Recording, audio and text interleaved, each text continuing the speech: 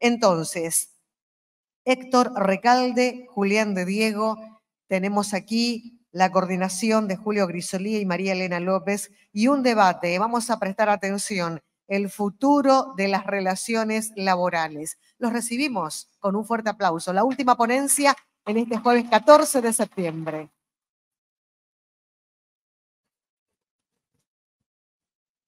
Buenas noches. Final de superlujo después del superlujo que tuvimos con el panel anterior.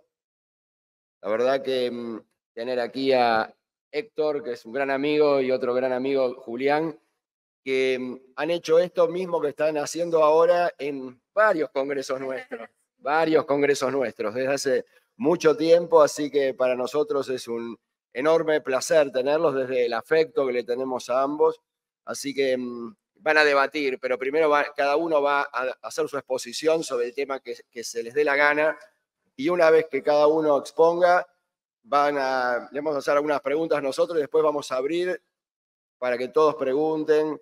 Creo que es un momento interesante para hacer preguntas cerquita de las elecciones, así que hay elecciones. Un gran placer tenerlos acá desde el punto de vista nuestro con María Elena. No sé si... La que es como renovar un clásico, ¿no?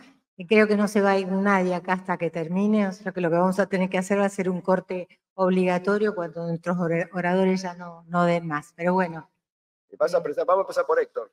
Entonces, bueno. para que, no sé si... Bueno, hay que presentarlo, ¿sí? Yo creo que todos lo conocen, al doctor Héctor Recalde. Si hay alguno que no lo conoce, levante la mano y lo presentamos.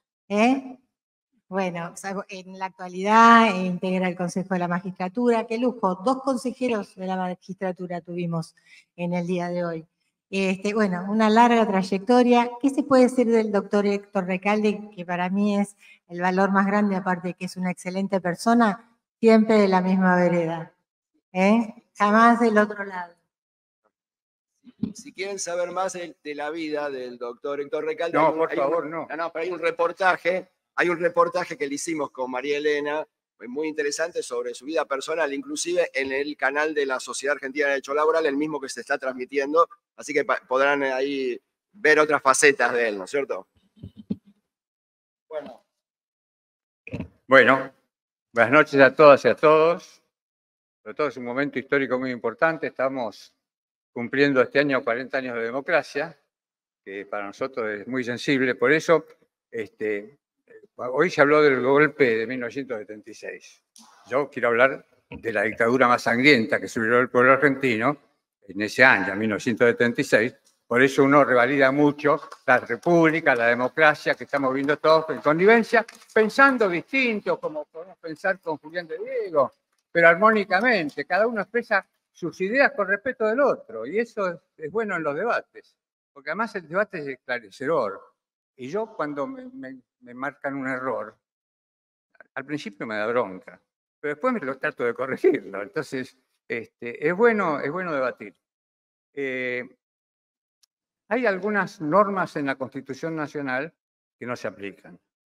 Hay muchas normas que fueron derogadas por la dictadura cívico-militar y todavía no las recuperamos. No voy a ser larguero, tengo acá el detalle, si alguno me pide específicamente, tengo anotadito todas esas, para no perder en los pocos minutos que tenemos para hacer la introducción. Por ejemplo, en la teoría constitucional hay normas operativas y normas programáticas. Las normas operativas, basta la sanción de la ley para que se apliquen. Las programáticas necesitan una reglamentación. Yo digo, la participación de los trabajadores en la ganancia de empresas tiene que ser una norma operativa.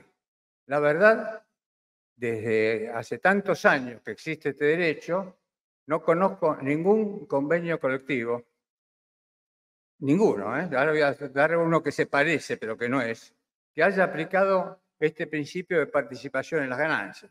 Históricamente, lo más parecido que hay a esto podría ser lo que se conocía como el laudo gastronómico. Para los jóvenes digo, desde el año 1945-46, con el objetivo de que planteaban los trabajadores gastronómicos que la propina era denigrante, hago una acotación. Cuando la OIT habla de trabajo decente, el trabajo siempre es decente. El trabajo además es digno. En todos casos lo hacen indecente los que explotan a los trabajadores, no cumplen los derechos. Bueno, ese laudo gastronómico estableció un porcentaje sobre las ventas, no sobre las ganancias, sobre el contenido bruto de las ventas en los hoteles y restaurantes.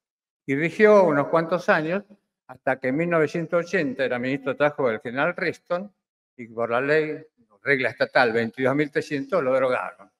Lamentablemente, ese sindicato, cuando se recupera la democracia, no vuelve a reclamar. Algo que podría haber hecho, porque tenía toda la legitimidad, toda la razón jurídica y moral y ética para reclamar ese restablecimiento. Hoy estoy realmente contento porque está instalado el tema de la reducción de la jornada de trabajo. Y esto es trascendente por distintos motivos. Uno viene planteando hace muchísimo. La verdad que yo fui 12 años diputado nacional y bueno, presenté, la verdad, muchísimos proyectos porque era fácil para mí, era el trabajo de toda mi vida como abogado laboralista. Pero fueron muy pocas las leyes que se sancionaron. Una de ellas tenía que ver con la reducción de jornada de trabajo. Y fíjense que prudentemente, como para iniciar la carrera esta de la reducción, el planteo mío era bajar de 48 a 45 horas semanales, sabiendo que en la realidad hay muchas mujeres y hombres que trabajan eso, 9 horas por día durante 5 días por semana. Y no logré. Y teníamos mayoría en el bloque, y teníamos mayoría en la Cámara. Alguna vez logré media sanción, pero después no se coronó con la ley en el Senado. O sea que, ¿qué hace uno frente a esa realidad? Hay que insistir. No hay que bajar los brazos. Y hoy nos estamos acercando a esa realidad. Es más, hay planteos muy novedosos en cuanto a reducción de la jornada. Algunos que pretenden, hay un senador conocido mío, Mariano Recalde, que es mi hijo mayor, vendría a ser, que planteó una semana laboral de 4 días. Hay muchas experiencias. Cercanamente en Brasil hay algunos sectores que están trabajando. Pero le decía que había algo parecido a la participación en las ganancias, que es en el sindicato del neumático, pero que no es participación en las ganancias. El sindicato del neumático, la actividad, tuvo una crisis en un momento dado y admitieron una parálisis en la renovación de los salarial de los convenios colectivos, con la promesa que después mejore. Cuando mejoró, habilitaron, pero no fue participación en las ganancias, sino 2 pagos semestrales de lo que sería un bono, pero no la participación en las ganancias. Bueno, esas son tareas para el hogar, para los dirigentes sindicales, a ver si en algún momento logran eso. Hace mucho tiempo uno reclamaba una suma fija. Esto lo había planteado la actual vicepresidenta, Cristina Fernández de Kirchner, hace 2 años, y parecía algo imposible de lograr. Yo insistía también en eso, y ahora será insuficiente, pero hubo un pago de 60.000 pesos, 30.000 pesos en cada pago, que se va a cumplir seguramente el 21 de septiembre, calculo que será el primer pago, y con los salarios de septiembre o el principio de octubre, la segunda parte. Y eso es trascendente, porque también va en beneficio de las empresas. Es decir, pareciera que uno fuera antiempresario. No, sin empresa no habría trabajadores en relación de dependencia. Así que uno lo que quiere es que las empresas cumplan con su obligación. Y fíjense por qué digo esto con relación a la reducción de la jornada. El tema de la reducción de la jornada tiene 2 efectos. Eso está probado científica y empíricamente. Aumenta la productividad y disminuye los accidentes de trabajo. Obviamente a las empresas que aumenten la productividad les interesa. Y para mostrar mi pluralidad ideológica, yo recuerdo a ese ministro de Economía radical, Juan Carlos Pugliese, que decía: les hablé con el corazón y me contestaron con el bolsillo. Bueno, se le puede hablar con el corazón y con el bolsillo. Y en el corazón va también pensando que si se reduce la jornada de trabajo va a haber menos accidentes de trabajo, lo que va a significar también una baja del costo laboral. Y ya que hablamos de accidentes de trabajo, déjenme hacer una transgresión que para mí, como diría Roberto Ar, es casi un juguete rabioso. ¿Qué pasa con las aseguradoras de riesgo de trabajo? ¿Por qué una empresa de lucro tiene que ocuparse de la seguridad y la salud de los trabajadores?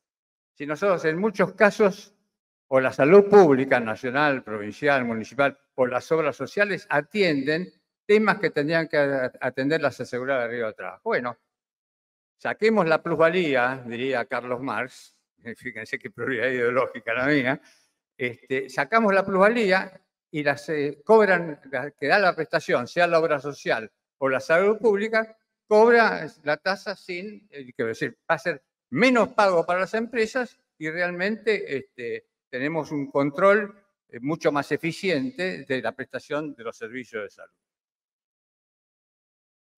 La verdad que es bastante vergonzoso la existencia de estas leyes de la dictadura.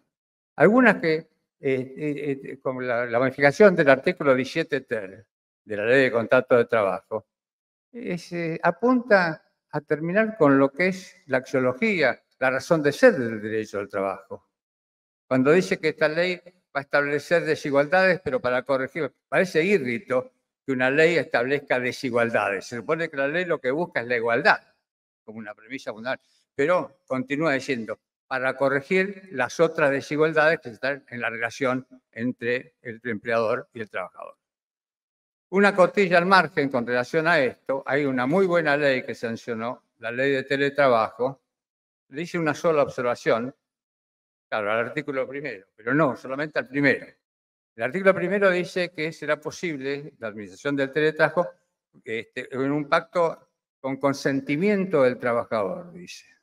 Este consentimiento del trabajador es ignorar la desigualdad. Tendría que haber dicho el consentimiento del trabajador con el sindicato y la autoridad laboral de aplicación. Y ahí se emparejan, si no, pero sigue vigente. O sea que hay que machacar sobre eso. En algún momento se dan cuenta. Creo que en la práctica se cumple lo que tendría que estar en la norma. Pero más vale que esté en la norma. Así que bueno, hay algunos derechos desaparecidos, pero en plena democracia. Y esto mea culpa, yo soy oficialista. Cuando se recupera la ley de contrato de trabajo, la 25.877, hay algo que faltó. Fíjense que tiene que ver con algo que desapareció, que es la indemnización mínima por despido. Originariamente, cuando la tarifa era medio mes de sueldo por año de servicio, fracción mayor de 3 meses, la mínima era 1 mes. En el 45-46, cuando se duplican todas las indemnizaciones, que pasa a ser 1 mes de sueldo por año de servicio, fracción mayor de 3 meses, el mínimo eran 2 meses. Con la ley 25.877, este mínimo desapareció. Ya no son 2 meses, es un solo mes. O sea que hay algunas cuestiones que habría que analizar si no hay cierta inconstitucionalidad en esto de no haber duplicado la indemnización mínima.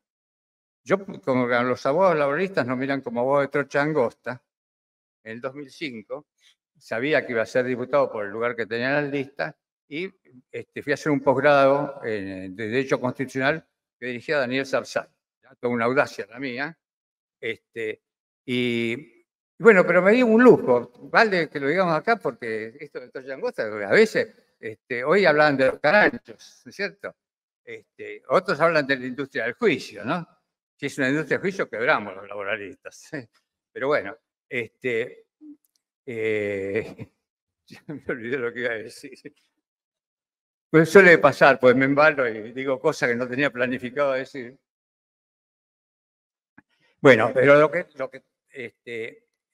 tenemos que recuperar estas cosas que se perdieron, que quedaron en el camino, y esto sí nos compromete a todos. Lo que decía que lo que planteé, ahora me acordé, es la constitucionalidad por omisión.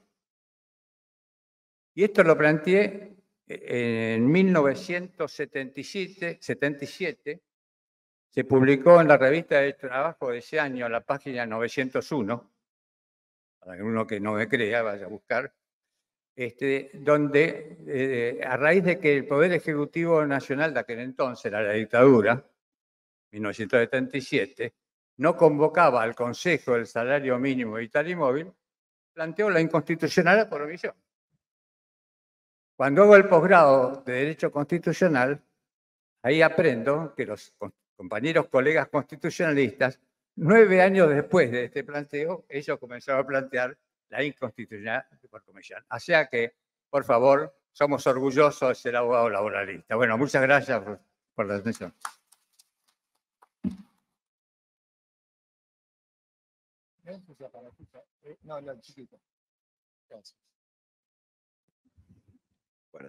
Bueno, presentamos ahora a... Me voy a agarrar este micrófono. Presentamos ahora a Julián. No sé qué decir de vos, Julián. Tengo que decir ahora que sos miembro de la academia. Bueno, nada más ni nada menos. Así que... No, de Racing, no. No, soy de River. No, o sea, una auténtica gallina soy yo. No, bueno. No, está bien, vamos a ver. Esto es un congreso pluralista. Yo tengo a María Elena que es de River, yo soy de Boca, vos Héctor. Héctor de Boca, estamos 2-2. Claro, está bien. Igual. Claro, exactamente. Muy bien. Bueno, Julián, no te voy a presentar. Sos amigo de toda la vida, académico. Qué sé yo. ¿Qué vamos a decir? Profesor titular, una historia con nosotros, así que el abogado más importante de empresa. ¿Qué podemos decir? No sé qué más decir. Mira, Kipling decía, Borges lo repetía, ¿no? El éxito y el fracaso son dos farsantes. Entonces uno es simplemente Héctor Recalde, a quien le tengo un gran aprecio personal, y Julián de Diego, y que nos ha tocado, gracias a ti, la oportunidad de hablar frente a tan nutrido y calificado público. Eso es lo que tenemos que hacer. Muy bien, ustedes dos prestigian este congreso, realmente. Así que bueno, Julián, vamos. Bueno, ¿podemos poner la presentación? Gracias. Bueno, yo voy a hablar de trabajo del futuro. No voy a hablar de las asignaturas pendientes, ya algunas de ellas las mencionó Héctor, y en las coincidencias y en las discrepancias muchas veces hemos debatido los temas que él ha planteado. Pero con toda sinceridad, en esta nueva etapa de la vida académica, me he concentrado en hacer el esfuerzo por interpretar qué va a ser del trabajo humano en el futuro. Y el futuro no es dentro de 5 años, dentro de 10 años, es hoy. Tengo que decir dos cosas antes de empezar con el temario que no quiero dejar de decirlos. Todos hablamos de diversidad y de inclusión. Lo que dirige Julio en la UTREF, en la maestría, en todo lo que hace, es un ejemplo vivo de lo que es diversidad e inclusión sin verso. Y la verdad que eso merece un aplauso único. Muchas gracias. Y después el recuerdo de nuestros queridos, ¿no? Yo cada vez que me siento acá junto con Héctor, me parece que tengo a Estela que está dando vuelta y me dice, Julián, Julián, y siempre me reprochaba algo, ¿no? O Pedro, con el que siempre tenía un consejo. Entonces, los mejores recuerdos para Estela, Pedro, para Rubinstein y para Pomares. No quería dejar de mencionarlo porque no hay que olvidarse nunca de quienes en alguna medida y de algún modo nos abrieron el camino. Y nos abrieron el camino Estela, ese último comentario, fue mi profesora de obligaciones. Imagínense, tenía en ese momento 19 años. Y tenías, como decías Estela, el pelo largo, eras rubio y sí. Eras un galán. Sí, porque en esa época era la época de los Beatles. Yeah. Y entonces yo tenía el pelo sobre los hombros, pesaba 77 kilos, no 100 como ahora, y tenía todos los pajaritos volando, ¿no? Bueno, volviendo a nuestra temática, voy a hablar del trabajo del futuro, que en realidad, en alguna medida, ustedes van a ver que me obsesiona un poco, porque gracias a este tema de la vida académica, que me ha dado un enriquecimiento adicional, sobre todo por haber estado en la Academia Española, por obra de las circunstancias absolutamente casuales de la vida académica. El ser académico de la Academia de Ciencias Morales me permitió ser académico de la Real Academia Española de Ciencias Morales también. Entonces ahí hay laboralistas extraordinarios, ¿no? Ahí me di cuenta que, bueno, María Emilia Casas Bamonde, presidenta del Tribunal Constitucional, fue mi partener en el debate sobre las nuevas tecnologías en el futuro del trabajo en España y en Europa. De modo tal que esto que voy a mostrar es un poco el reflejo, no solamente para lo que es el escenario de Argentina, sino el reflejo de lo que es el escenario que se está debatiendo en los países centrales, que son los países de donde nosotros nos hemos nutrido, a veces con ventajas, otras veces con desventajas, unas cosas, a veces con cosas buenas y otras con cosas no tan buenas. Entonces voy a la primera, tengo que marcar a la derecha, ¿no? Ahí está. Primer tema, ustedes van a ver que estos slides, que son 6 o 7, siguen una serie de palabras. Y la primera palabra que hay que tener en cuenta es desacople. Para los que están sacando fotos del slide, va a estar cargado en el Congreso y va a estar a disposición de todos. Les digo para tranquilidad de los que están sacando fotos. ¿Qué significa desacople?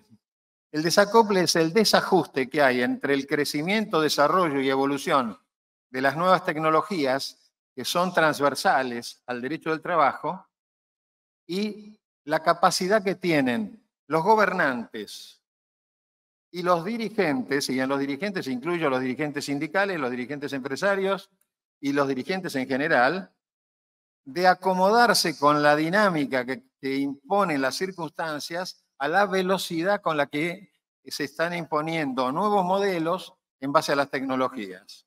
No voy a entrar a considerar, aunque lo vamos a ver, si las aplicaciones son, hoy hubo muy buenas exposiciones, si se aplica el derecho al trabajo, si se aplica el derecho civil, si es un nuevo tronco, si hay que buscar otros modelos. Ese debate creo que es un debate que está abierto.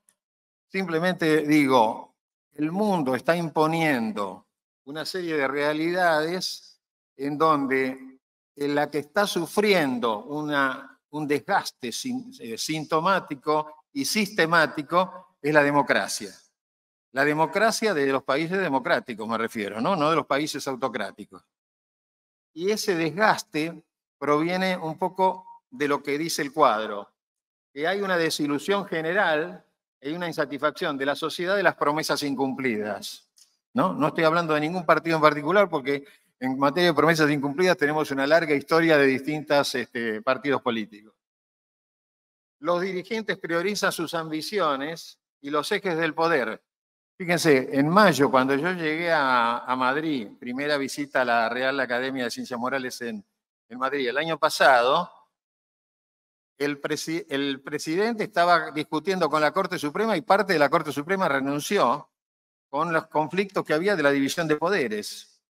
O sea, si no le suena similar o analógico, a su vez en Italia estaba siendo elegida la nieta o bisnieta de Mussolini, y en Gran Bretaña la primer ministro renunció enseguida porque prometió bajar los impuestos y al día siguiente dijo que los aumentaba y tuvo que irse. Entonces, la democracia, que para nosotros es, por supuesto, un sistema de gobierno que vivimos en este marco constitucional del que bien hablaba Héctor, está siendo desgastada, está siendo horadada, fíjense, no tanto en la legitimidad de origen, o sea, en la votación, como en la legitimidad de ejercicio, o sea, cuando resultan elegidos las autoridades y tienen que ejecutar los compromisos que asumieron. Entonces, ¿qué es lo que está pasando en este desacople? Los dirigentes sindicales están siendo sorprendidos todos los días por las novedades tecnológicas y no tenemos, y no tienen, y yo tampoco, una respuesta adecuada para enfrentar la situación. El marco regulatorio está totalmente desacomodado, hay un desacople del marco legislativo y por lo tanto un desacople del Parlamento, que, como dice muy bien Héctor, y yo lo confirmo, la ley de teletrabajo, que tiene falencias, tiene una virtud. Es la primera vez en los últimos, en lo que va de la democracia, que se dicta una ley para el futuro, mientras que las demás cosas fueron reacomodar piezas de los gobiernos de facto, de las distintas reformas, etc. Esta es una ley que marcó un hito porque por primera vez empieza a regular el home office, el teletrabajo, el trabajo a domicilio con las herramientas telemáticas. Voy a la que sigue. Esto es muy simple. Se está produciendo un proceso que se llama despapelización. En el derecho inglés se lo llama paperless. Todo lo que es papel desaparece. Yo sigo con machete, con papelito, con libreta, con lapicera, pero reconozco que cada día crece más el proceso de despapelización y crece más, y esto lo digo en forma crítica, la evolución y la inmersión que tiene la gente en la conexión que no tiene nada que ver con la comunicación. Inmersión en la conexión que no tiene nada que ver con la comunicación. Este congreso es una demostración de la calidad, de la cualidad y de la calidez que tiene el trato personalizado. Y lamentablemente muchos de nuestros inscriptos están conectados porque por distintas razones no han podido hacerse presentes, pero la conexión es un complemento, la comunicación no es sustituible. En esta despapelización, fíjense, en Finlandia ya no existe pasaporte físico, no existe DNI, no existe carnet de conducir, no hay tarjetas de crédito, hay billeteras de pago, todo está en el celular. El pasaporte, el DNI, los documentos, la cuenta bancaria, el sistema de pagos. Podría contar 1000 anécdotas, pero tengo 15 minutos, quiero ser más rápido. Entonces, ¿qué pasa con la despapelización? Nos cambia el escenario dimensional de nuestro trabajo, porque tenemos un archivo que no tiene límites. Yo me acuerdo en mi oficina que teníamos 30.000 carpetas, teníamos un piso de 300 metros cuadrados dedicados a los archivos que se corrían a través de rieles, que tenía una computadora que seleccionaba dónde estaban las carpetas. Ahora todo eso está en la nube, todo está en la nube. Y las aplicaciones están produciendo un doble fenómeno. Todo lo que es industrial se robotiza, todo lo que es servicios se informatiza y se convierte en un servicio a través de aplicaciones, a través de algoritmos. Hay que tener cuidado con el uso de la frase inteligencia artificial, porque todavía no estamos en la etapa de la inteligencia artificial. Acuérdense que la inteligencia artificial es la emulación del pensamiento, de la racionalidad humana. La máquina tiene que pensar para que haya inteligencia artificial. Mientras yo le dé, aunque sean complejos, algoritmos, el ser humano está diciendo cómo tiene que reaccionar la máquina, con algunas pequeñas concesiones a la inteligencia artificial, por ejemplo, cuando el algoritmo contiene sesgos y reglas de lógica humana. Ahí el sistema tiene la posibilidad, usando la lógica humana, de tener opciones. Y entonces ahí empieza a aparecer, ¿no?, una pequeña muestra de lo que puede ser un granito de arena de lo que puede ser el alma humana. Estoy yendo muy lejos con lo que digo, pero es cierto. Entonces, la despapelización implica esa foto que hay ahí de una montadora de autos, de una armadora de autos, es de Argentina, ¿eh? No es de China, no es de Rusia, no es de Japón. Voy a la que sigue. Todas estas palabras significan cambios. La deslocalización. Mis abogados, mis colaboradores, mi experto en tecnología, mi asistente, todos están en home office o en teletrabajo. Tenemos movilidad, tenemos desplazamientos, pero la presencialidad la restringimos a situaciones especiales. ¿Por qué? No tenemos transporte, no tenemos estacionamiento, no tenemos bloqueos de avenidas, de calles, y la comunicación, por supuesto, requiere de una buena conexión y un buen equipo. Por eso se llaman equipos telemáticos, ¿Por qué? Porque es la combinación de la comunicación con la informática. La descentralización. Accenture, empresa que tiene 15.000 empleados, tiene solamente lugar físico para 3.000. Telefónica, Telecom, lo mismo. Tienen 9.500 empleados, 8.500 empleados, tienen un lugar físico para 1.700 en un caso, 2.700 en otro. Y la mayoría tiene movilidad y hay, por supuesto, teletrabajadores nómadas, hay teletrabajadores mixtos, hay trabajadores en el sistema híbrido. Ahora que soy emérito en la universidad, nosotros hacemos unas clases esporádicas para todos los cursos de grado, y ahí tenemos 350 chicos que vienen presencial y 300 que se conectan por el sistema, y tenemos todos asistiendo, la mitad en el híbrido, la otra mitad en presencial, ¿no? Yo prefiero que estén todos presencial, pero bueno, el sistema y las reglas de juego nos imponen esos cambios. La desterritorialización se produce como consecuencia de la descentralización.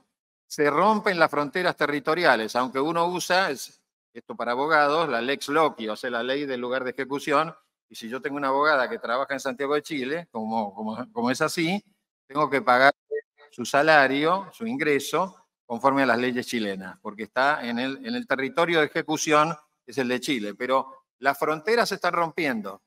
Cuando uno habla con las empresas corporativas en materia de tecnología, algunas de las cuales yo hablo en forma directa porque son clientes míos, no habla con una corporación, habla con una organización que funciona como un país. ¿Me siguieron? No funciona como una corporación que vende productos y servicios y que quiere conquistar nuevos mercados. Funcionan como si fuera un país, ¿no? Y como país tratan de tener una visión, entre comillas, global, que muchos llaman imperial, que muchos llaman de dominación, que tiene que ver con seguir avanzando en los distintos mercados. ¿Cuál es el objetivo de una empresa de computación? Que el sistema llegue a todos los lugares del mundo. ¿Cuál es el objetivo de un banco? Que todos nosotros estemos endeudados. La desterritorialización sigue a un proceso que es difícil de imaginar, que se pierda el sentido de la personalización del trabajador y que se pierda el sentido de la personalización de la ubicación.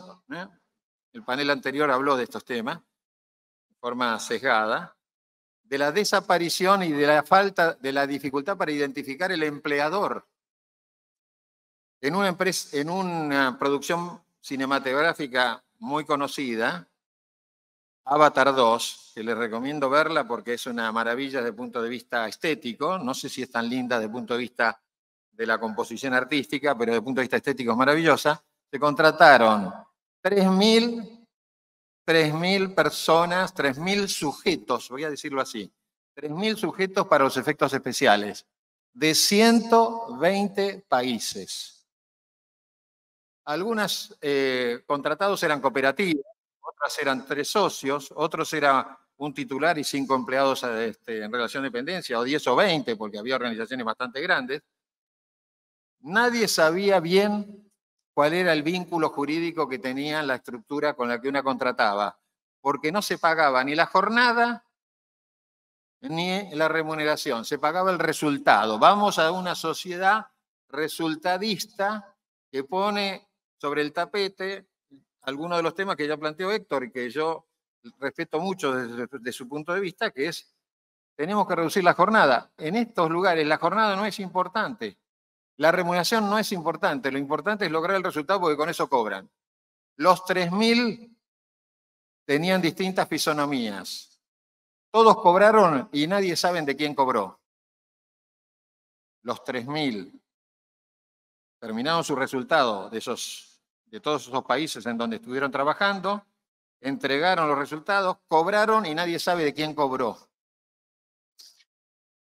Es un ejemplo un poco exagerado de parte mía, pero lo que digo es, como es difícil encontrar algunos de los ejemplos que se pusieron en el panel anterior, nosotros tenemos grupos empresarios que no tienen 6 contratistas o 6 empresas vinculadas. tienen 600 empresas vinculadas, tienen 500 empresas vinculadas. Y todas están armadas, ensambladas entre sí por distintos mecanismos. La mayoría mecanismos tecnológicos, no son mecanismos societarios. Y entonces se produce dos fenómenos que son automáticos. El efecto sustitución, donde en los servicios la computación y en la industria la robótica empieza a reemplazar a la gente por la tecnología.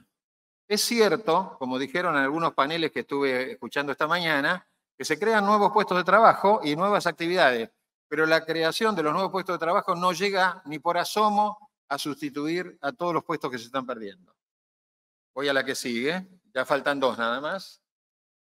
Ese efecto sustitución produce otro problema más que se llama efecto transferencia y el efecto anulación o cancelación, que sintéticamente, ¿qué quiere decir?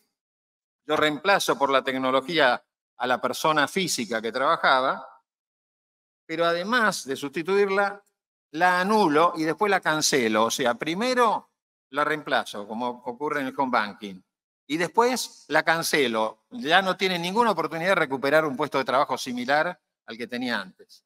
Sigo.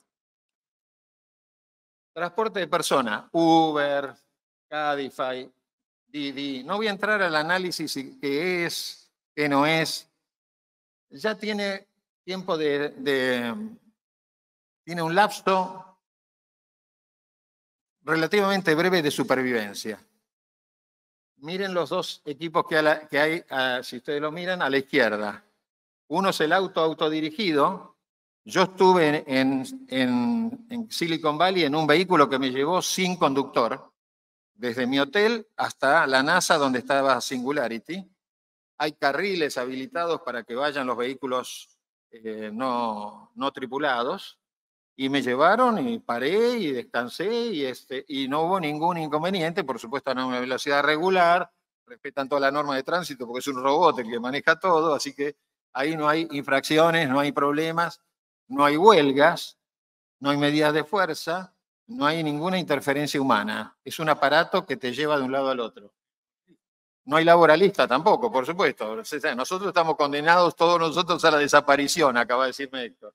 Y el vehículo que está abajo es uno de los modelos prototipos que se están utilizando ya en Roma, por ejemplo. Ustedes en Roma, con una tarjeta, abren un auto que está en un estacionamiento, se van con ese auto manejando y después lo dejan en un lugar donde puede estacionar y le cobran el tiempo que lo utilizaron. Eso es conducción manual.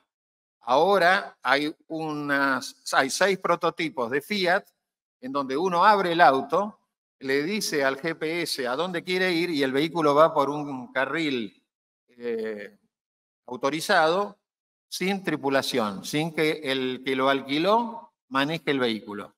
¿Está en periodo de prueba eso, no? Sigo. Porteadores o delivery. Globo, Pídalo Ya, Rappi, Uber. Les anticipo, también va a durar poco.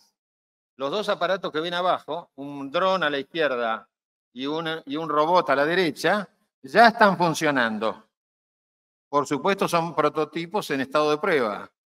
O sea, la preocupación de si esto va a tener un encuadramiento jurídico se va a esfumar rápidamente, porque no va a haber más un chico que nos lleva con la bicicleta. En París yo los vi en roller, en patineta, hay patinetas eléctricas, hay una que no sé cómo hacen los chicos, pero es una rueda sola, una rueda que va en el medio y manejan la rueda. Hay otra que son 2 rueditas laterales y se apoyan las 2 rueditas laterales y van para adelante y van para atrás, una cosa de locos, pero van siempre motorizados en algo. Eso va a desaparecer también, porque ese aparato que ustedes ven allá a la derecha ya está funcionando en Londres, en un circuito de prueba, en un barrio determinado, pero el aparato lleva el pedido. Cuando llega al lugar de la entrega del pedido, le avisa al celular: señor, su pedido está abajo. La persona hace lo mismo que haría con un delivery personal. Cuando coloca el código QR, el aparato se abre y le entrega la encomienda. Entonces, nuestras reformas del nuevo modelo del futuro están planteando algo que va más allá de darle forma e identificación al marco jurídico de estos vínculos, porque estos vínculos van a desaparecer como marco jurídico. Sigo con las dos últimas. Este es el home banking. Fíjense, antes, pocos años antes, íbamos al banco, nos atendía una empleada administrativa muy gentil, nos daba un formulario que teníamos que llenar, íbamos a la caja, nos pagaban. Ahora guay de que tenga que ir uno a una caja, ¿no? Tiene que ir a una sucursal física, la mayoría de sucursales son virtuales, pero volviendo al punto del ejemplo, por lo menos nos atendían 3 empleados administrativos pagados por el banco. Ahora, ¿quiénes son los tontos? ¿Quiénes son los giles de la película? Perdónenme, todos ustedes y nosotros. Porque nosotros el trabajo que antes hacían 3 empleados en relación de dependencia pagados por el banco, lo hacemos solo gratis. Porque tomamos la aplicación del home banking, seguimos las instrucciones y el trabajo que antes hacía gente que estaba rentada, ahora lo hacemos nosotros. Somos un sindicato de abusados. Pero fíjense la ironía que les cuento es auténtica. ¿Y cuántas aplicaciones están haciendo lo mismo? Que uno baja la aplicación y cuando hace, por ejemplo, un pedido en una empresa de comida rápida, antes tenía alguien que lo orientaba, le decía cómo quería. Ahora lo tiene que cargar, igual de que no lo pueda cargar porque va a tener limitaciones.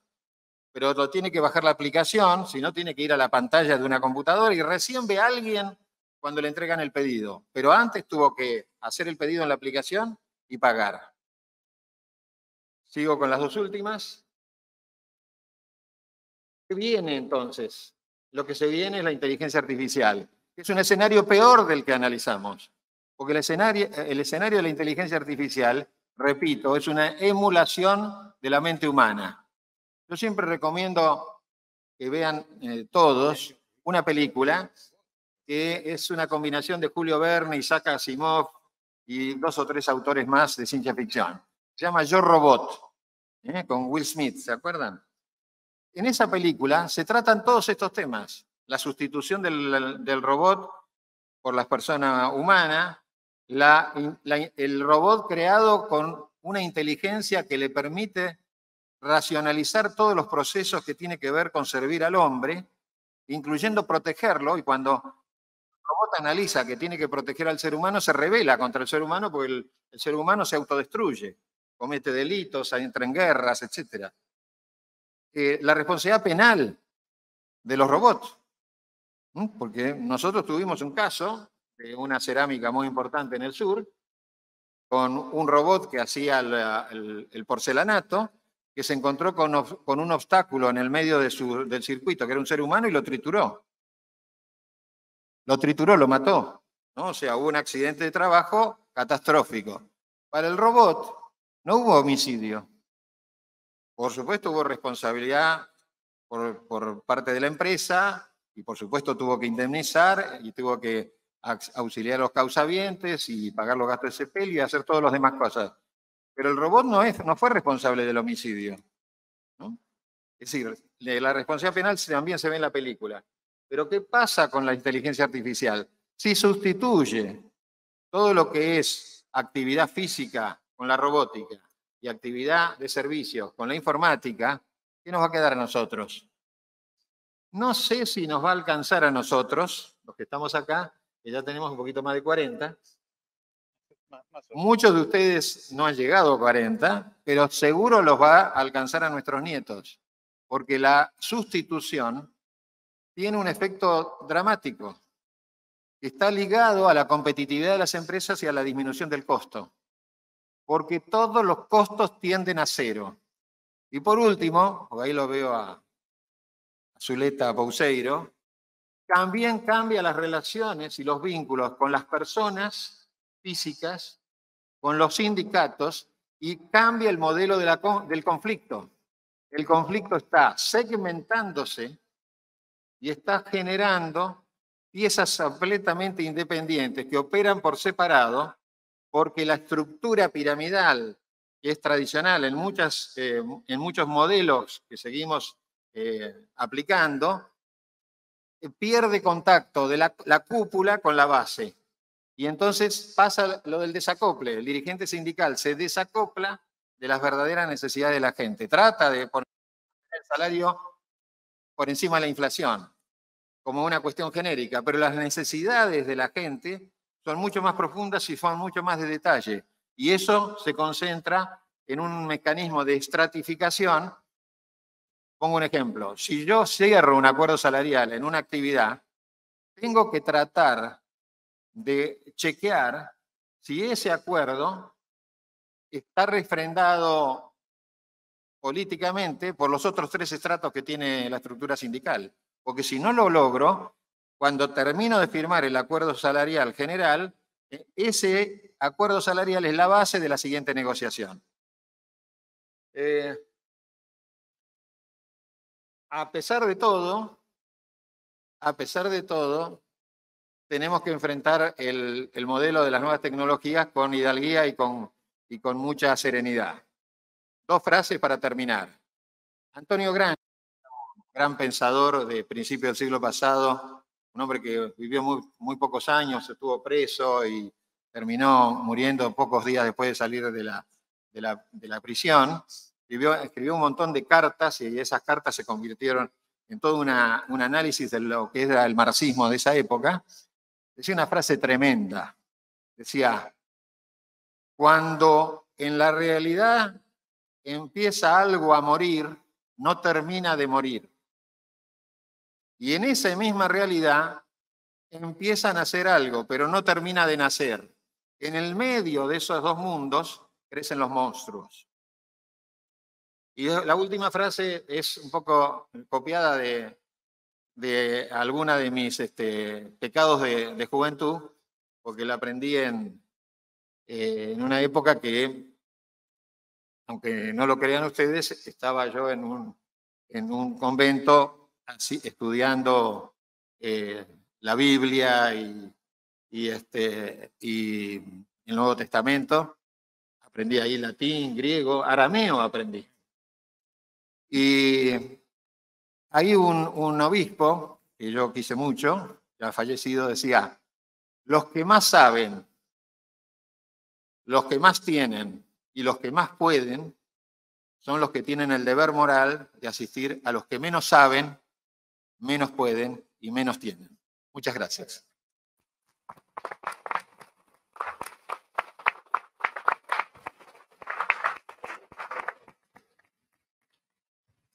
Bueno, ahora sí vamos a empezar.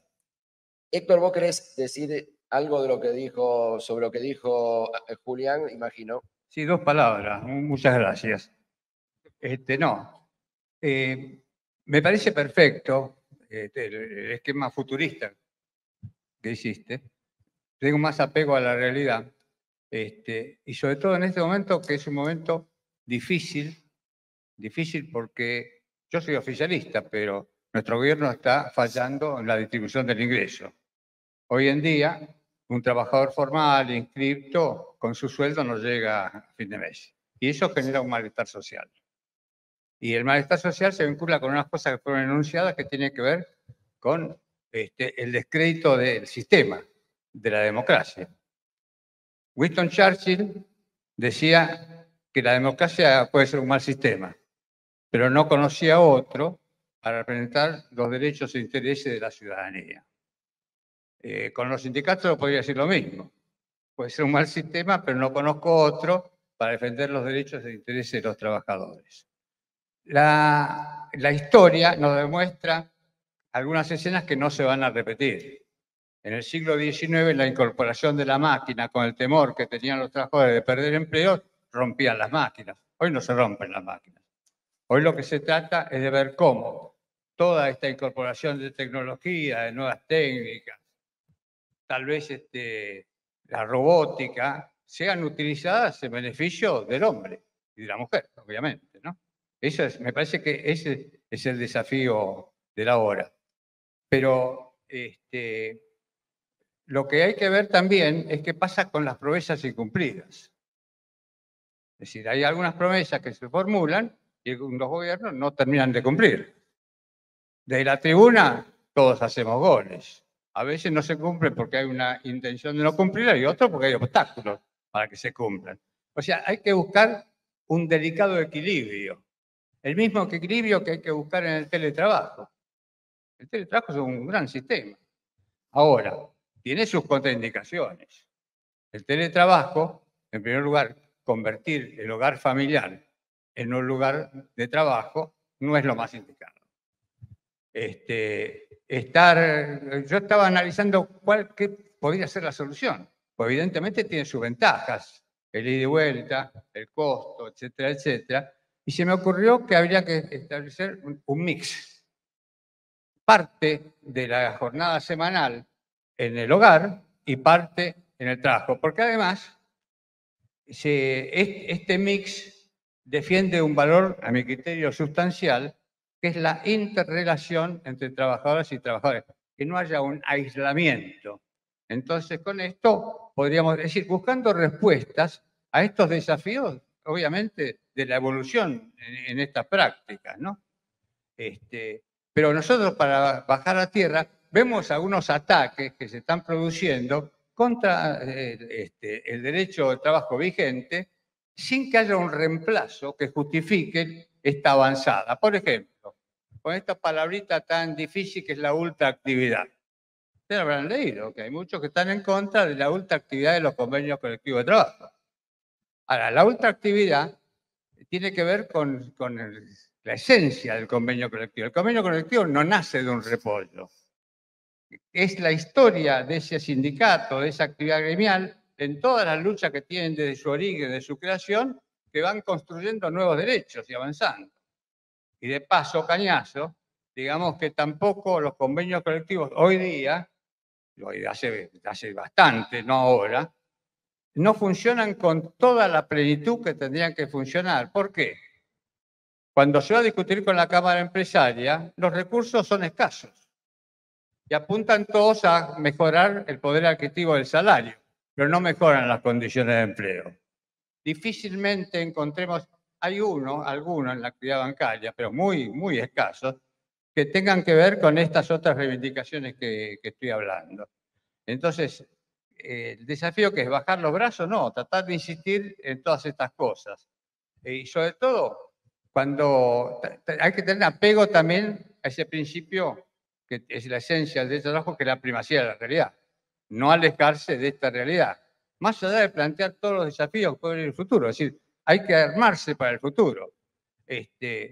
Ahora, la verdad, yo pienso que la robotización va a ser muy importante. Espero que el robot no reemplace al ser humano, nada más que eso.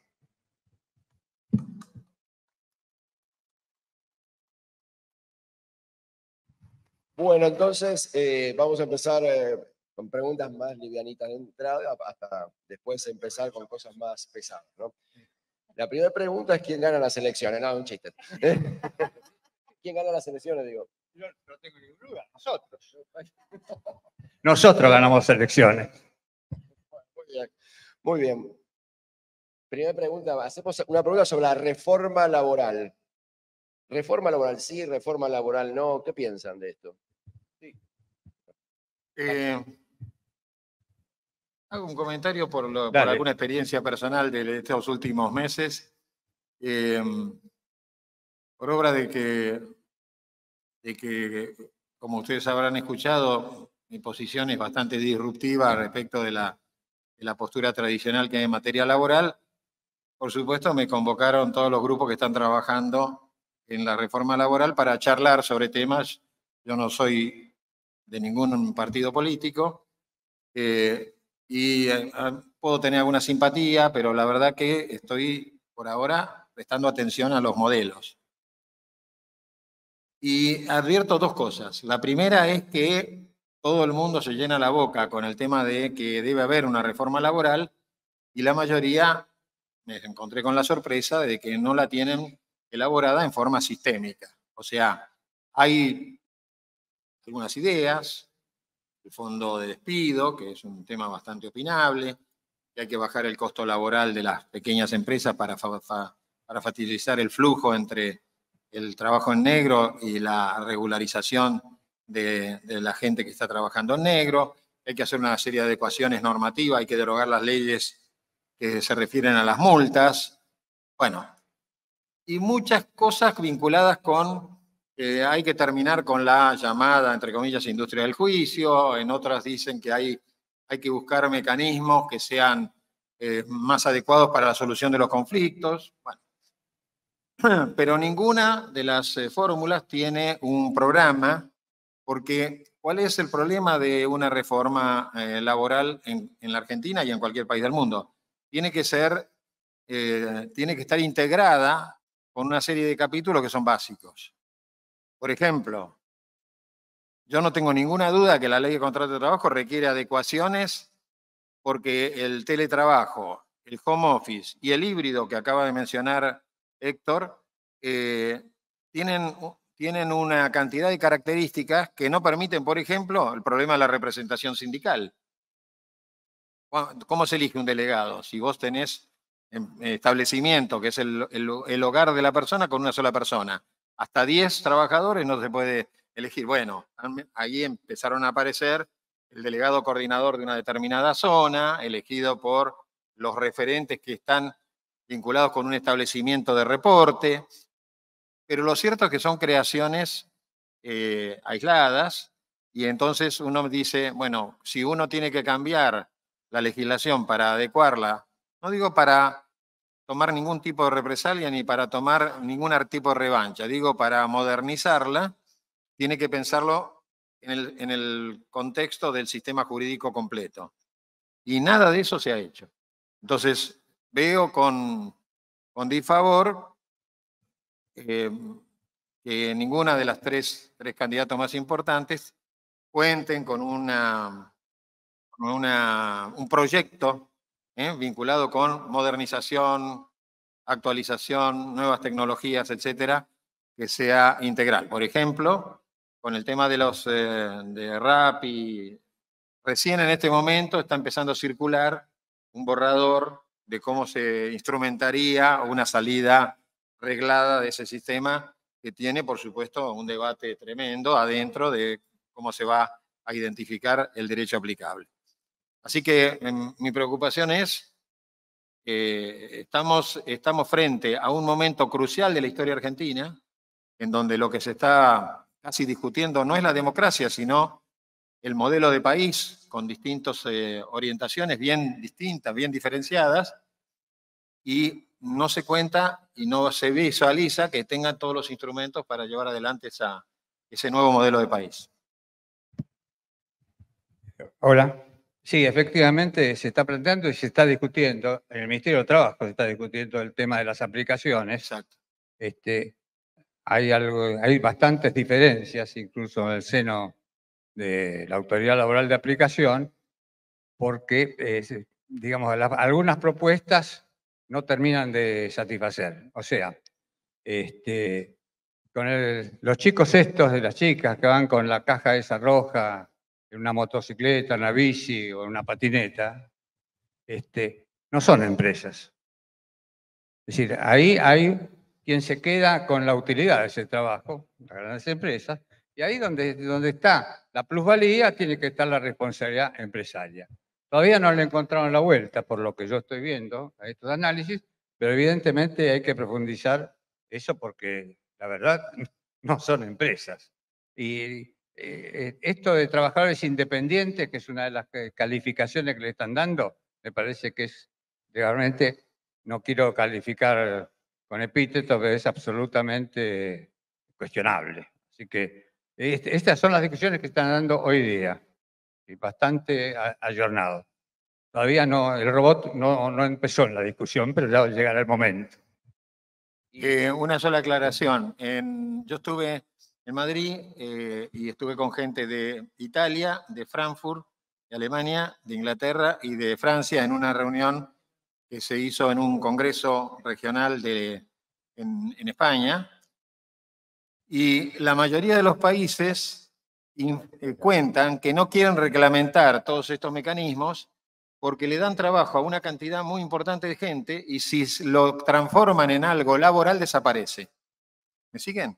O sea, hay una población tan grande que está ligada a esta irregularidad o esta, yo no quiero llamarla irregularidad, esta anomalía dentro del mundo laboral, es tan grande la población que está ligada a estas prestaciones que si uno los coloca dentro de la legislación laboral, hace que todo ese modelo desaparezca y se quedan sin trabajo. Bueno, me contaban, en Francia hay 470.000 personas estimativamente que están en estas aplicaciones, en Inglaterra 300.000, en Italia mucho más. En España son nubes que ven uno por la calle de chicos que van haciendo todo el delivery, sobre todo por la mañana, que es muy común que el horario central sea a la mañana o a última hora de la tarde. Nubes de chicos con las casacas de los distintos colores, porque además nosotros tenemos 3, 4 marcas acá. En los países europeos hay 100 marcas, y a veces son regionales o son de una determinada autonomía, porque en Barcelona hay una que no tiene nada que ver con las otras, etc. Entonces, uno de los dramas que se están viviendo en el mundo de las nuevas tecnologías es que si uno quiere innovar con la visión tradicional, corre el riesgo de dejar a todo un grupo social en el vacío y que la gente se quede sin trabajo. ¿No? Es decir, en ese sentido, con esa mirada que tienen allá, yo no comparto, porque ahí está el rol del Estado. No puede decir, porque están violando la ley, sigan violando la ley, pues son muchos los que violan la ley. Ahí, la verdad, el rol del Estado es hacer que se cumplan las leyes laborales que están vigentes, más allá de que... Y no, la verdad que esto de que se pierden empleos me parece que no comparto esa sensación. Con toda sinceridad no creo que se pierdan empleos porque esas necesidades están. A todo el mundo le gusta que lleguen a su casa con el pedido. O sea que me parece que... Yo coincido que tiene que el rol del Estado es importante. Fíjense lo que pasó en Mendoza. En Mendoza, los choferes de estas aplicaciones, me refiero a los que transportan personas, tienen que tener carnet profesional con un examen, tienen que revisar el auto con la revisión famosa del automotor una vez por año, tienen que tener seguro contra terceros y tienen que tener seguro en favor del transportado. Y se tienen que inscribir en autónomos. Y entonces han desaparecido casi los taxis, según me cuentan, no sé si será cierto, pero hay pocos taxis y la mayoría de las aplicaciones se están dando en un marco regulatorio que por ahí es opinable, ¿eh? Yo no digo que no lo sea, pero lo que digo es lo que tenemos que pensar. Por eso, cuando uno está con la nueva tecnología, tiene que haber un cambio de mentalidad. Es que todo lo que está pasando tiene un efecto disruptivo y roza el hecho extraordinario de que estamos frente a una nueva realidad. Yo, por ejemplo, siempre discuto con mis hijos, la cultura del trabajo que yo tenía como nieto de mis abuelos que eran inmigrantes, no tiene nada que ver con la cultura del trabajo actual. Y la cultura del trabajo actual no es que haya una anticultura, hay una cultura distinta, que muchas veces no sabemos interpretar. Entonces, yo creo personalmente que el esfuerzo que tenemos que hacer es muy grande para los que tenemos un modelo con principios, con normas constitucionales. Fíjense lo que dice el 14 bis, que es muy sabio lo que dice. Y esto, según dicen, fue una frase sacada del socialismo. El trabajo en todas sus formas merece la protección de las leyes. Y Rodríguez Mancini, fallecido hace poco, hizo un artículo meduloso en la editorial La Ley, explicando que esa expresión fue muy sabia, porque está hablando del trabajo en toda su forma, inclusive en las nuevas formas tecnológicas que están apareciendo. Lo que hay que hacer es hacer el análisis de viabilidad y de oportunidad para que todos esos mecanismos estén encaminados en un rango. Casa Bamonde me insistía mucho en eso. Julián, España, Francia, todos los países del Código de Napoleón, tenemos que tener un marco de seguridad jurídica regulado por una ley. Pocos artículos, pocos principios, pero una ley clara, si no, no hay seguridad jurídica. Con las aplicaciones en la provincia de Buenos Aires, además de Mendoza, se está trabajando también en la provincia de Buenos Aires. Pero hay un candidato, Milei, que plantea la derogación del 14 bis, lisa y llanamente. Para decirlo clarito, está en la plataforma de él. El trabajo en sus diversas formas gozará de la protección de las leyes. Este es el sentido protectorio que es elemental en el derecho laboral, ¿no? Bueno, antes de abrirle, para que ustedes vayan pensando las preguntas, vayan levantando la mano para que hacemos el micrófono inalámbrico.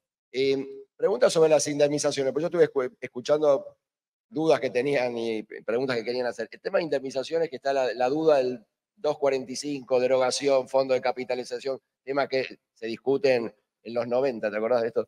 Héctor, en los 90 me decía a mí, yo hablaba con él mucho y me dice, hay que hacer una reforma laboral, le decía yo. Y él me decía, vamos artículo por artículo. Y la verdad, no se puede hacer una reforma en este país porque no hay consensos, pero él iba y así reformó el 9. 9 es tuyo, que volviste a la... Sí, el 12 es un problema porque yo estaba haciendo la tesis, me tuve que apurar de doctorado. No, pero llegué primero al cambio. El artículo 9 y 12 son proyectos Recalde. El 9, ustedes saben que volvió a la 20744 en su redacción original, que es la duda llevada a las pruebas. Se amplió, exacto, el 9 se amplió y el 12, bueno, también se amplió necesariamente. Yo te pregunto ahora, les pregunto ahora, ¿qué pasa con la reforma laboral? Porque una posible reforma laboral respecto a las indemnizaciones, porque está como ese mito que le favorece a las empresas poner un fondo de capitalización. A mí me parece que no le favorece a las empresas, todo lo contrario. Y el 245 me parece que está fantástico, que es un artículo muy bueno. Bueno, no sé, los dejo. Mi criterio, modificar el 245 es terminar con el derecho laboral. Sí, yo aclaro, gracias, Héctor. Es un círculo cuadrado hablar de este tema si no se habla con coherencia. Si yo quiero bajar el costo laboral, no le puedo agregar el 12% mensual para el fondo a las empresas. Le estoy agregando un tercio de las contribuciones patronales. Esto lo digo yo. ¿Por qué el buen empleador que no despide sin causa justificada va a pagar un 12% y un 8% después? Bueno, en Brasil, el fondo que se está usando como modelo tiene 8%, 8,33 para tener un sueldo por año de antigüedad que va al fondo. Pero si despide uno sin causa, tiene un recargo o una multa. ¿Por qué? Porque nosotros tenemos el sistema de estabilidad impropio, en donde el despido sin justa causa está compensado con una indemnización tarifada. Pero a su vez es un elemento que trata de procurar que la persona no sea despedida, porque el despido tiene un costo. Si nosotros eliminamos ese costo, también incurrimos en una contradicción. Entonces me parece que para hablar del fondo despido hay que hablar no se puede hablar de un círculo cuadrado. Tiene que ser un sistema orgánico. Yo, por ejemplo, establecería con un buen artículo, como dice Julio, del 245 que tenemos, establecería con un poquito más de claridad el tema de cuáles son los rubros que integran el cálculo. Punto 1. Punto 2. Tenemos que tener un sistema de protección contra el trabajo no registrado y contra el trabajo registrado en forma irregular. Pero algunas de las interpretaciones jurisprudenciales han convertido esto en una cuestión de si el celular es o no es una herramienta de trabajo, cuando muchas veces lo que se ha aprovechado son falencias probatorias, pero eso potencia todas las multas. Entonces, yo creo que eso requiere un poquito más de seguridad jurídica y algún retoque. Me parece muy difícil crear un fondo de despido con una contribución patronal fija que vuelva a incrementar el costo laboral, que ya es un costo laboral altísimo en proporción a lo que se paga de salario. Fíjense, por cada 1.000 pesos, el trabajador cobra, ahora sin el impuesto a las ganancias, 800, y al empleador le cuesta 1.700. O sea, el trabajador cobra un tercio de lo que tiene el costo total del empleador. Estoy calculando aguinaldo, vacaciones, licencias, etcétera, además de las contribuciones patronales. Es un disparate, ¿no? Tendríamos que buscar la forma de que haya un salario digno para el trabajador, o sea, que los ingresos mejoren, impuesto a las ganancias, para mí, de jubilaciones y de salario debe ser desterrado porque el salario es alimentario, ¿no? Aún un salario de niveles ejecutivos y altos, el salario tiene como fin darle a la persona los ingresos que hacen a su subsistencia, a su estándar de vida y al esparcimiento, al ahorro, a su vivienda, a la educación, a la salud. Ahora se sustituyó, incluso cambiar el nombre, porque impuesto a la ganancia va de suyo, que el trabajador dice, mi sueldo es remuneración, no es ganancia. Y era un impuesto provisorio. Ahora se le va a dar el nombre correcto, que es impuesto a los altos ingresos. Después discutimos qué es un alto ingreso o no, pero llama las cosas como tienen que ser nombradas, porque lleva la confusión. Sí, además, con toda sinceridad, era un impuesto provisorio. Todos los impuestos regresivos hay que eliminarlos. Tiene que haber una reforma impositiva de fondo. El impuesto al cheque, todo lo que tenga que ver con impuestos a las operaciones son regresivos. Lo que hay que conseguir es que los impuestos sean sobre efectivamente la ganancia de las organizaciones, ¿no? Bueno, vos contestás cortito. No, un chiste. A los dos. Yo lo escucho a Julián, veo el mundo que planteás, que es cierto, porque lo has vivido, pero pienso en nuestro país, ¿no? Y pienso en la situación en la que estamos y realmente cuánto tiempo va a pasar en que eso suceda y en el montón de excluidos que tenemos. Entonces, pregunto, quizás la empresa también, ¿qué rol tienen en esto los sindicatos? ¿Cómo ves a los sindicatos preparados para este mundo que se viene? Y pienso en los movimientos sociales y digo, ¿qué rol, ampliando las facultades que la ley sindical les da, qué rol pueden hacer también las empresas y los sindicatos para rescatar, ¿no?, a este mundo y transformarlo o incluirlo en el mundo que vos, Julián, decís que se viene, ¿no? Específicamente sobre el rol de los sindicatos. Y para hablar coloquialmente, uno que tiene experiencia, el trato con los sindicatos, con los agentes sindicales, coloquialmente uno puede decir que están los llamados combativos y los llamados dialoguistas. Los combativos, a diferencia de las COBAS, las comisiones de base de Italia, las comisiones de base de Italia van al conflicto y después del conflicto plantean cuál era la reivindicación. Acá los llamados combativos plantean las reivindicaciones, discuten, y si no hay solución van al conflicto, que está regido por la Constitución y las leyes. La huelga y demás medidas legítimas de acción sindical. Y los dialoguistas, que los hay, dialogan. Y si no tienen solución, dialogan. Y si no hay solución, dialogan. Bueno, entre ellos y yo hay algo personal, como diría Jean Manuel Serrat. ¿Y las empresas, Julián?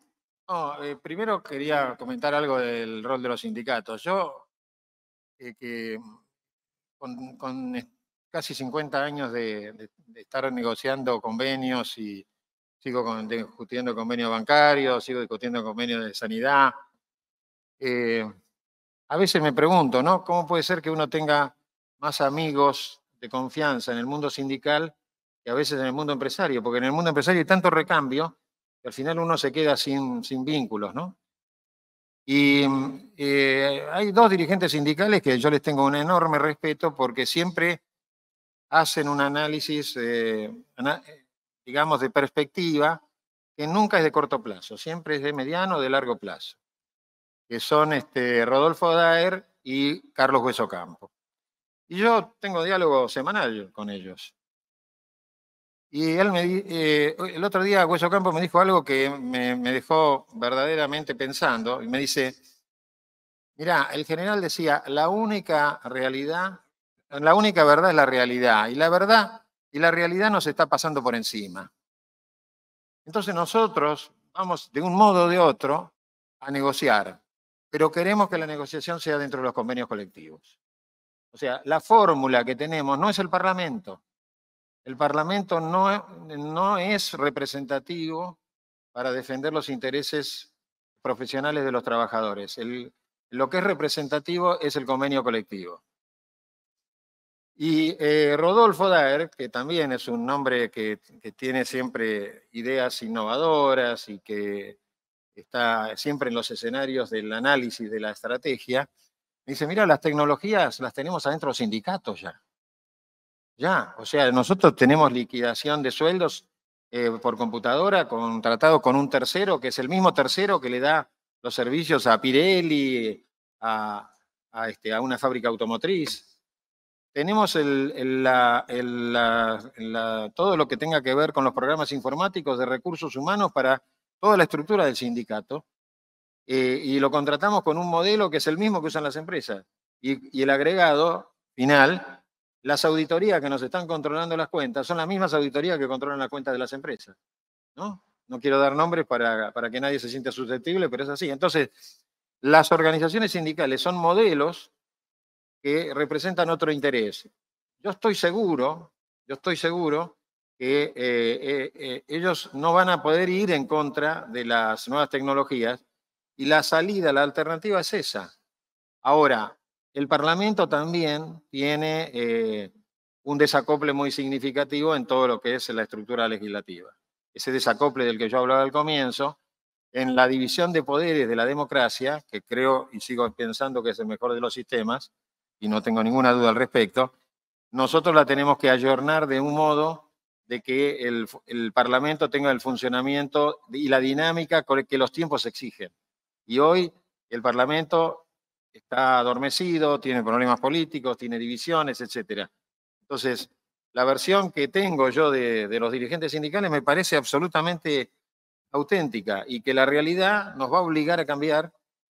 Lo que hay que ver es cuáles son los canales para hacer esos cambios. Yo la verdad que tengo experiencia en en los dos estados.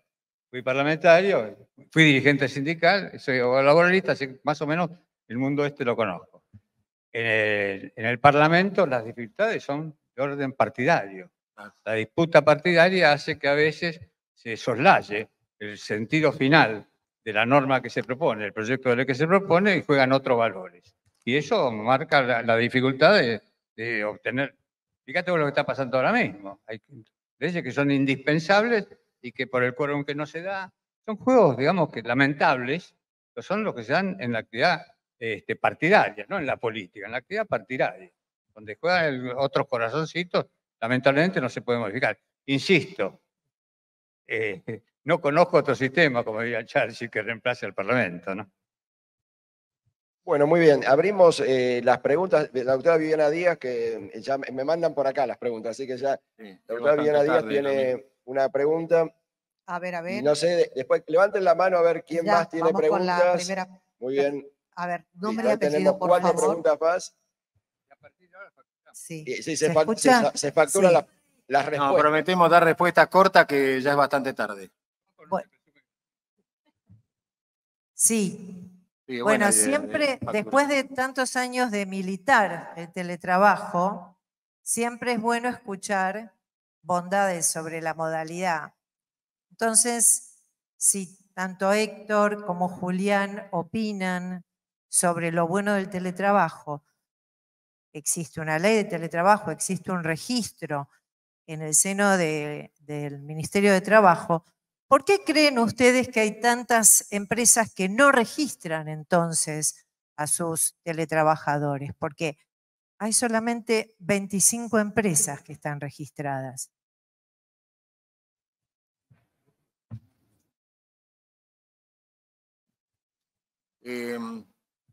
Pero la pregunta concreta Quedó un es, cri-cri. ¿por qué se resiste? ¿Por qué considerás vos que no se registran las empresas en el registro de teletrabajo creado por la ley de teletrabajo en el seno de la autoridad de aplicación, que es el Ministerio de Trabajo? Sí, no lo sé. Yo lo que sí sé es que no funciona bien el registro, porque hay que cargar de a poco y demás. Y cuando No, pero vos ya tenés está modificado, Julián, solo hay que cargar 3 datos. Digo, Sí. igual las empresas no se registran. ¿Por qué será? Y hay además una teoría que yo no comparto, de que el teletrabajo tiene que terminar la emergencia sanitaria, que terminaría el 31 de diciembre, y que mientras tanto es un teletrabajo basado en la fuerza mayor de la pandemia. Teletrabajo, Entonces, trabajo remoto forzado. sí, forzado o digamos que, porque hay otra cosa, ¿no? Yo lo veo en las empresas. El modelo híbrido del que hablaba Héctor es probablemente el modelo al que vamos a tener que apuntar todos. Pero cuesta mucho hacer que una persona que se acostumbró a trabajar en el teletrabajo vuelva a la presencialidad. Y es notable eso, ¿no? Porque además las empresas han creado mecanismos para evitar el problema de trabajar en el hogar. Es crear unidades de localización donde la persona se va de su hogar y va a un espacio alquilado por la propia compañía que tiene las conexiones, que tiene todo, y entonces no tiene que estar en su casa y el lugar que le dan es un lugar de proximidad. Entonces, hay mucha resistencia a volver. Ahora, todos esos que piensan que todavía estamos en emergencia, que la verdad que es poco creíble, Obvio. usan como argumento que no tienen por qué registrarse. Yo la verdad que no entiendo eso. Yo creo que se tiene que registrar todo el mundo y que ya no estamos en emergencia, que estamos con alguna pequeña restricción a gente con patologías crónicas, en situaciones muy graves, o de gente de mucha edad, que si no, no tenemos nada que esté vinculado con el COVID-19 y deberíamos estar usando el registro y usando bien la ley. Yo con el teletrabajo ya había hablado del mix, que me parece una solución de equilibrio, pero quiero referirme a otra cosa. Nosotros tenemos una enorme cantidad de trabajadores informales, coloquialmente trabajadores en negro, que no están registrados.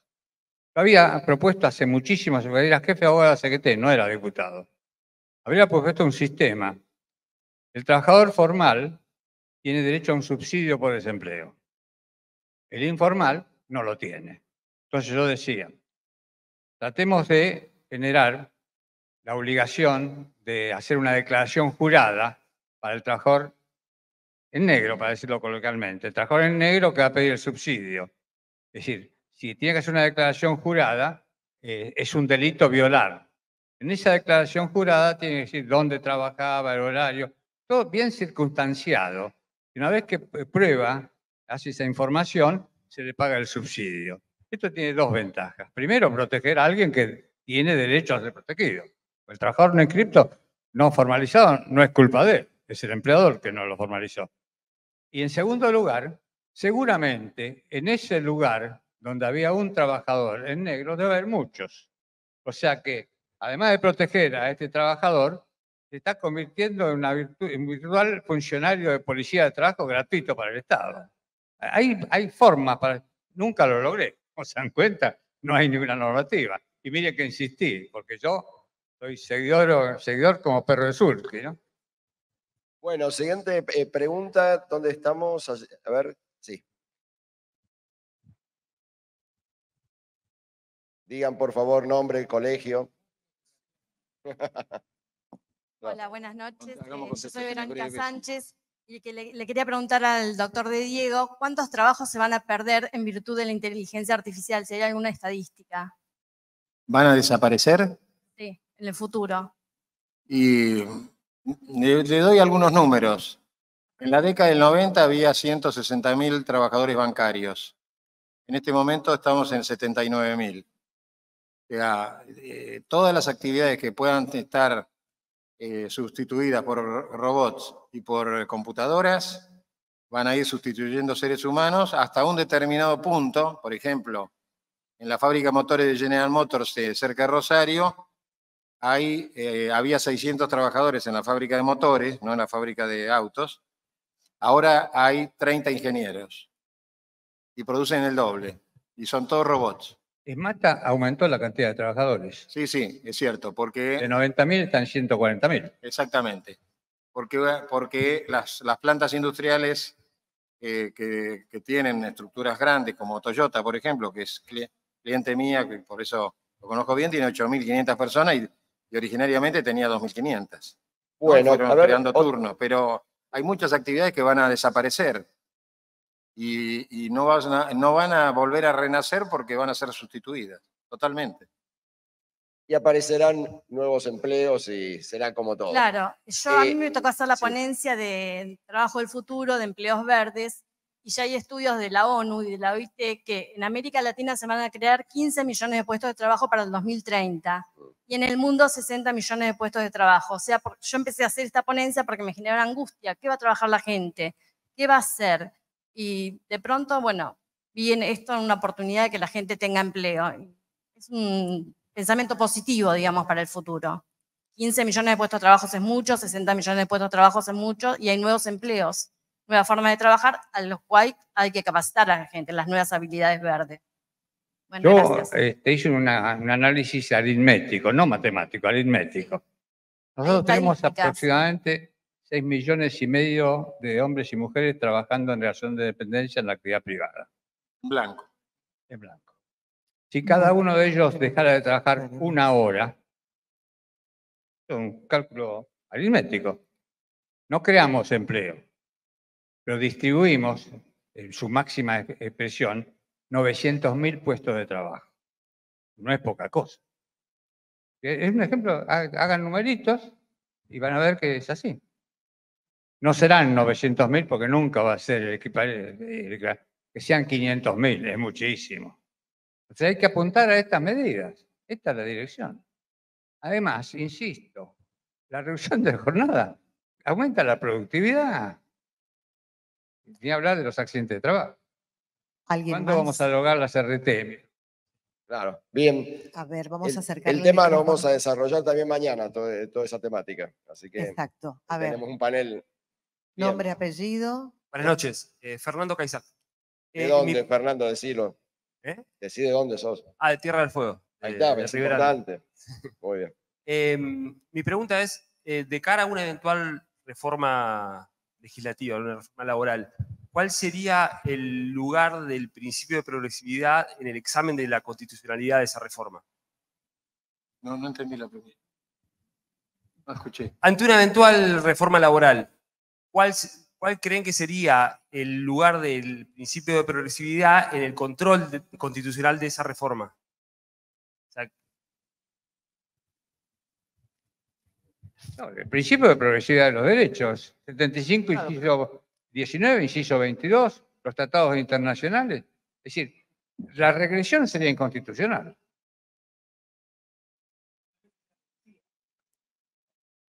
Bueno, Es que pues, no va a ser.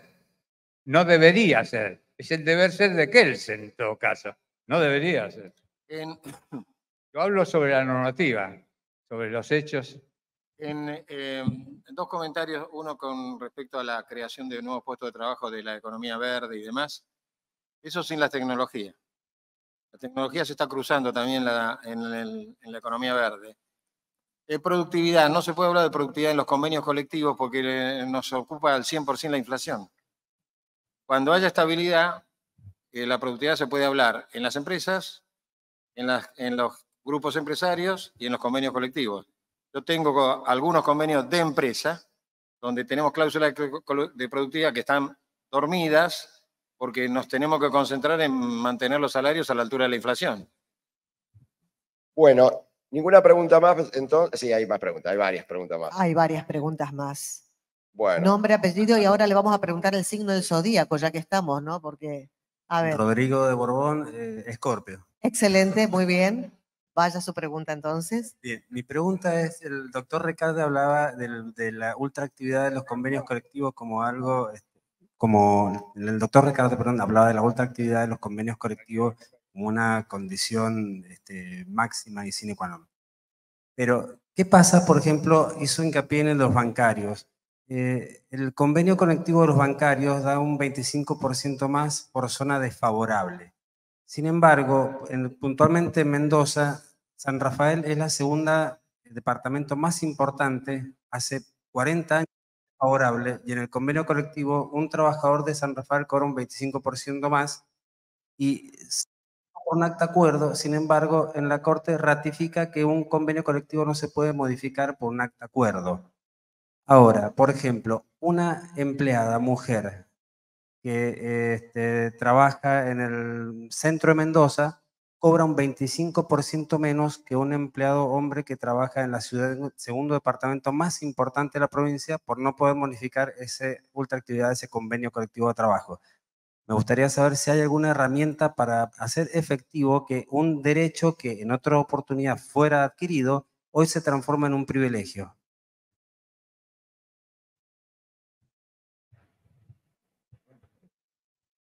Sí, es la aplicación del régimen de zona desfavorable que es disvaliosa porque algunos se aplica y otros no. Pero el convenio colectivo plantea la zona desfavorable, no. ¿En qué convenio? ¿Bancario? El bancario.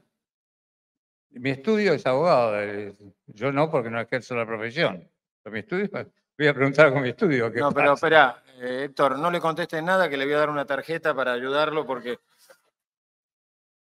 No, pero lo puedo llamar a Sergio Palazzo ahora y preguntarle.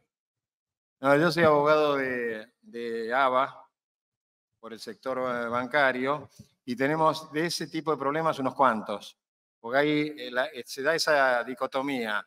Hay ciudades que están perfectamente ubicadas como que es zona desfavorable y a pocos kilómetros hay otra zona que debería tener el mismo tratamiento y no tiene el tratamiento zona desfavorable, entonces hay una diferencia salarial importante en sueldos superiores a 408.000 pesos, que está ahora el mínimo, es una diferencia muy grande. Bueno, vamos a ir terminando. Como ven, acá está el doctor Martorell. Me parece que el doctor Martorell saluda o quiere hacer una pregunta. Una pregunta, si quiere. Muy Doctor bien, Martorell, por favor. Vamos a acercarle el micrófono. Le mandé un mensaje, doctor Martorell, por celular. Después véalo. Mañana vamos a tener libros del doctor Martorell aquí en Editorial El Contexto. querido ya que Ernesto estamos, Martorell, por favor. Bueno, la pregunta es para los dos, tanto para Héctor como abogado de organizaciones gremiales, como para Julián por la relación que tiene con los sindicalistas. ¿Cómo ven los dirigentes sindicales el fenómeno de las organizaciones sociales? Y si ustedes ambos ven alguna posibilidad en el corto o mediano plazo de que se las pueda integrar al mundo laboral orgánico, regular, ¿no es cierto? Sí, el tema es, perdón, Por favor. el tema es la incorporación del activismo en lo que se llama la economía popular. En este momento son dos mundos separados. Si una cosa es el sindicalismo, los sindicatos formales y sus reivindicaciones, y otra es la lucha de estos movimientos sociales. Es decir, no hay una interrelación o un acuerdo como para hacer una defensa común. Esto es lo que yo veo desde la experiencia con los sindicatos, ¿no? Nosotros tenemos en la realidad de todos los días el problema de que a las medidas de fuerza que están ligadas a un conflicto entre una empresa y un sindicato, los grupos sociales que están cercanos en el área de influencia se acoplan a la medida de fuerza para tratar de obtener alguna ventaja. Y entonces nos convierten el conflicto en un conflicto casi de la comunidad. Grabois, en las oportunidades que yo pude charlar con él sobre estos temas, parte de la premisa de que los grupos sociales son grupos análogos al movimiento sindical, en donde los interlocutores, porque uno le dice, bueno, en el movimiento sindical no hay ninguna duda que es una estructura tripartita, el Estado, que vela por el cumplimiento de las normas, y la negociación de los sindicatos con la representación empresaria. Acá los movimientos sociales no tienen la contrapartida y entonces la contrapartida es el Estado, pero ellos dicen hay también de parte de la sociedad una responsabilidad porque nosotros no tenemos trabajo, porque estamos desamparados, porque estamos en la pobreza o en la indigencia. Le falta una pata a toda esta cuestión. Yo creo que en lo que hace a movimientos sociales en toda Europa, los países han hecho un esfuerzo grande desde el Estado para tratar de canalizar a toda esa gente que está excluida de la sociedad y del mercado laboral, capacitarla, prepararla, hacer puentes, crear lo que se llaman puentes de oro, ¿no? Golden Bridges, para que los trabajadores, los posibles trabajadores tengan suficiente capacitación y entrenamiento para poder integrarse al mercado. Pongo un ejemplo solo que me parece exitosísimo. Varias empresas de computación están instalando institutos de capacitación en sistemas en las orillas de algunas villas de emergencia. Y no exigen escuela primaria y secundaria completa para hacer el seminario. Los chicos, que la mayoría se manejan mucho con los conocimientos que tienen del celular, se inscriben sin terminar la escuela primaria y en 3 meses consiguen trabajo. Entonces está pasando algo que es revolucionario en la educación, ¿no? En la educación vos decís, bueno, lo mejor defensa que uno tiene es tener estudios terciarios, pero si vos en 3 meses te conseguís con un curso entrar en una empresa que te hace data entry, tenés un sueldo de bastante relevancia y la empresa te va capacitando para que sigas, ¿no? Algunas de las empresas que están tomando esos chicos les dicen, yo te voy a ayudar también para que termines la primaria, o si estás en segundo año y abandonaste, para que termines la secundaria en un sistema de escolaridad. Ahora y en la provincia de Buenos Aires y en la capital federal el sistema de escolaridad remota, que no es la mejor, pero que le permite a alguien que estaba excluido del sistema integrarse con un nivel de educación razonable. Entonces hay un montón de ensayos que son atípicos y raros, pero le están dando oportunidad de trabajo a la gente y me parece que la rosca viene por ese lado. Los grupos sociales, por sí mismos, uno no puede dejar de asistirlo, porque es gente que tiene extremas necesidades y que vive una pobreza miserable, absolutamente inmoral para un país como el nuestro. Inmoral, ¿no? Que no haya gente que tenga lo suficiente para comer, para tener una educación razonable, para tener una salud razonable y viva en condiciones absolutamente indignas. Pero el Estado, para además de darle los planes sociales, le tiene que dar capacitación, conocimientos y entrenamiento para sacarlo de ese pozo y tratar de canalizar la cosa dentro del mercado laboral. Muy bien, muy bien. Hemos pasado 1h30 del bloque, realmente, como ven, un diálogo muy ameno. Desde el punto de vista mío, yo digo, excede el tema profesional, tenemos una relación afectiva. Hay curiosidades, por ejemplo, el hijo de Julián, uno de los hijos de Julián, fue alumno mío en la UCA y ahora es profesor del Salvador de mi cátedra. El hijo, uno de los hijos de Héctor fue alumno mío de la UADE y fue profesor mío de la cátedra de la UADE.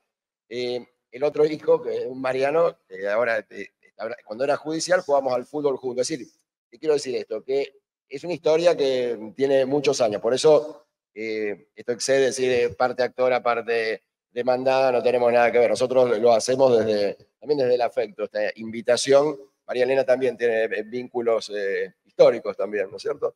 Así que para nosotros ha sido un enorme placer tenerlos a los dos, físicamente, no remotamente, tenerlos acá, que puedan compartir este momento. Creo que es más que importante agradecerles a ambos. Ha sido realmente un honor tenerlos acá en este congreso, han prestigiado este congreso, agradecerles a todos ustedes y nos encontramos entonces mañana. Les dejo a la locutora, perdón, que siempre la costumbre de, por favor. Bueno, entonces, punto final para lo que tiene que ver con el día 14 de septiembre. ¿Quedaron satisfechos? Tuvimos paneles de lujo. ¡De lujo! Y el último panel fue la frutillita de la torta. Yo creo que quedaron preguntas dando vuelta, ¿no? Pero bueno, es la hora 21:37 ya, así que le ponemos punto final a esta jornada. Recuerden el tema de las tarjetas de la fiesta, yo sigo con la fiesta y demás. ¿Alguien se olvidó anteojos para sol? Tenemos aquí desde Dama, lo tenemos aquí en sonido. Y mañana, ¿a qué hora comenzamos? 8:30 en punto. Somos puntuales para poder, bueno, ¿por qué? Porque necesitamos cumplir con todo el programa que tenemos. Sí, doctor. Doctor, lo quiero escuchar. A ver, habilitamos. Cometí un error imperdonable. ¿Qué pasó, doctor? No agradecía a mis queridos compañeros y amigos y amigas que me hayan invitado. Eso es imperdonable. Jamás podría hacer relaciones públicas. Y si hacemos un aplauso fuerte acá, vamos.